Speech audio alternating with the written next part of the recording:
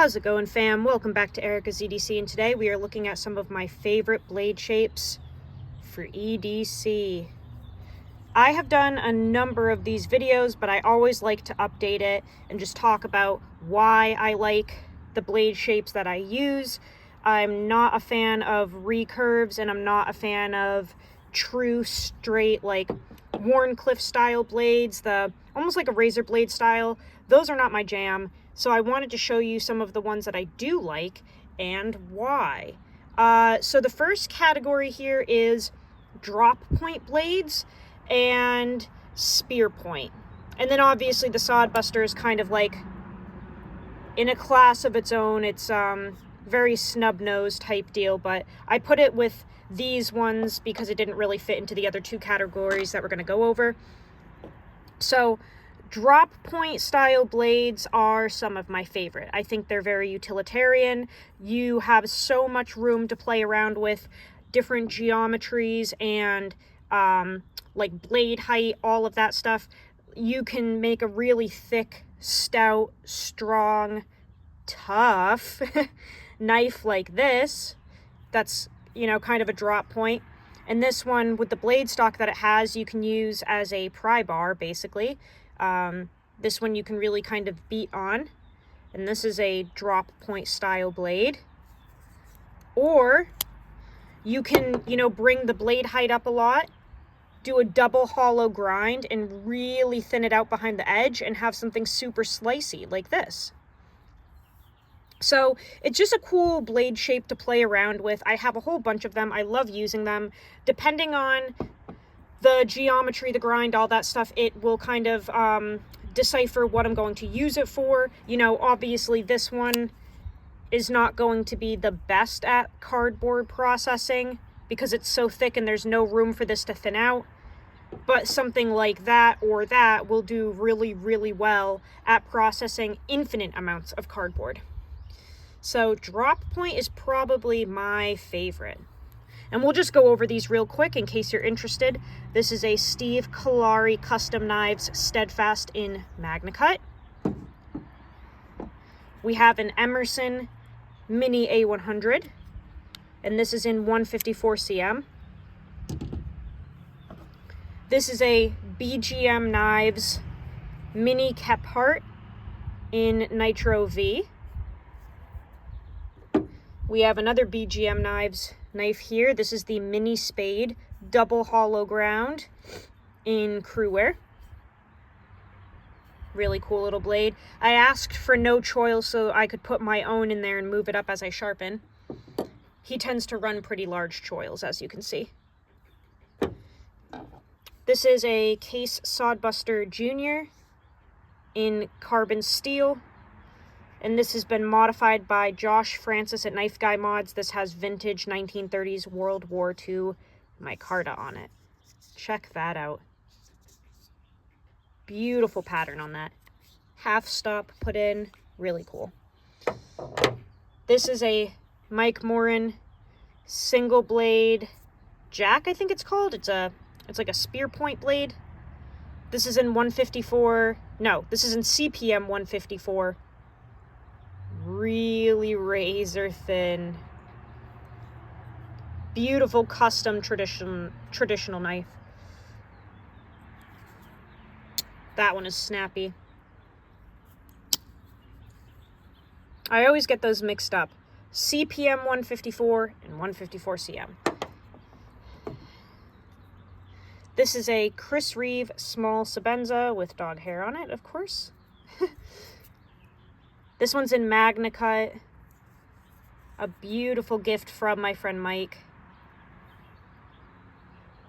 All of these do have content already in reviews. That's why I'm not going over all of the crazy specs with them, because you can just go watch the review or the content on them.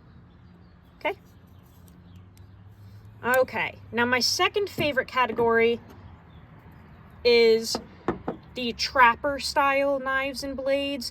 I know that this is probably like a drop point style knife, or a drop point style blade, I should say, but this knife is a trapper. It's literally called a trapper. So kind of like the older style clip point hunting knives, I guess you could say, trapping knives. I know that we're kind of talking about like knife design and blade shape here, but hopefully you get what I'm getting at. I like these kind of like slimline hunting style blades. Those are my second favorite type of knife and blade shape. I have no idea what that is stuck in there.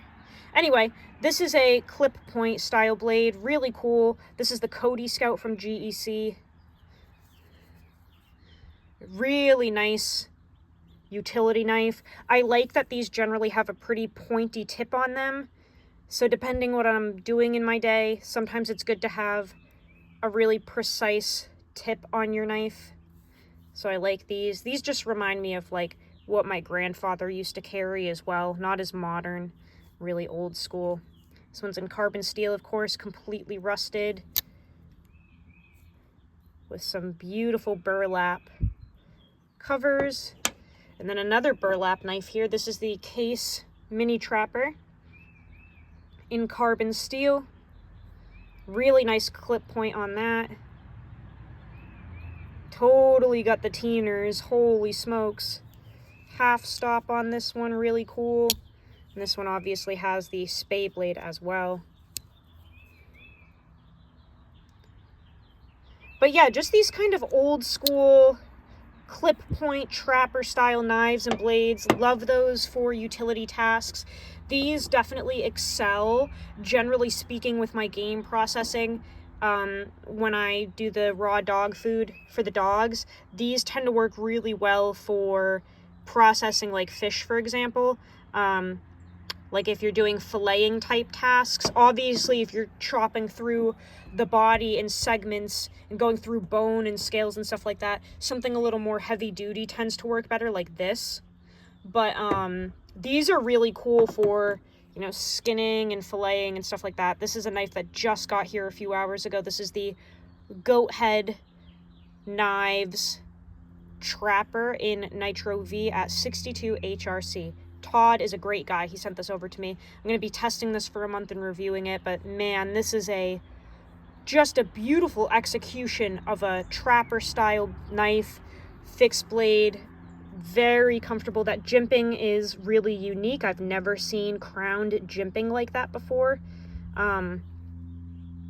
Very comfortable, locks right in. I'm super excited to test this one. So yeah, that's my second favorite blade shape slash knife design.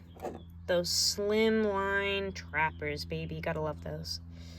And the last one, my third favorite, would be the like modified sheep's foot, Warncliffe kind of blades. Like I said, I do not like the straight razor ones that, like the GEC Viper, for example, which is like a literal straight edge. Those are not my jam. I don't bond with them during freehand sharpening as much as something like this that has a little bit of belly. These are more enjoyable for me to use and to sharpen. The reason I have the Delica is because this is like a leaf shaped blade, they call it, or Spyderco, I should say, does predominantly leaf-shaped blades, and this one I'm not exactly sure what you would call it. It's a little bit of a hybrid. It's kind of like a leaf-shaped blade, but then also really does kind of look like a sheep's foot a little bit. I'm not really sure what it's called, but this definitely comes down pretty abruptly with just slight belly and is very like triangular. So I threw this in the mix because I really enjoy this blade shape and I feel it's a little bit comparable to these two. So anything like this that has the point coming way down, really like triangle, those are my third favorite blade shapes. Really like the Delica. Really, really enjoy the sheep's foot mini Griptilian from Benchmade. I have always run mini grips in this configuration. These are phenomenal little knives. Very strong. This one isn't the best going through cardboard, obviously, because it's so thick, but you can get something like the Delica that's super thin and slicey, if cardboard is your thing. And then, you know, this is a little bit of a different take on a Benchmade 940 type design with the, like, reverse Tonto type deal. Just kind of, again, a hybrid type blade shape. This is called the Tradesman from Kyle Noseworthy. This is a knife that I have content on, but I do need to actually do a review on and do the full consecutive month of testing. But this is a beautiful blade. Definitely really strong and stout, reinforced tip, just a beater of a knife. These tend to be a little more streamlined too, which I really like. But this blade shape is awesome for utility tasks. That is definitely my third favorite. So yeah, this is the Tradesman, like I said, from Kyle Noseworthy. This one is in 01 tool steel, so that's really cool. I really hope he makes a mini version of that. That would be amazing. And then obviously the mini Griptilian from Benchmade. This one's in S30V. And the Delica down here from Spyderco is in K390 from Seki City, Japan. Some of my favorite Spyderco knives come from Seki City. The bevels tend to be uneven, but you can fix that. Otherwise, they make phenomenal knives over there.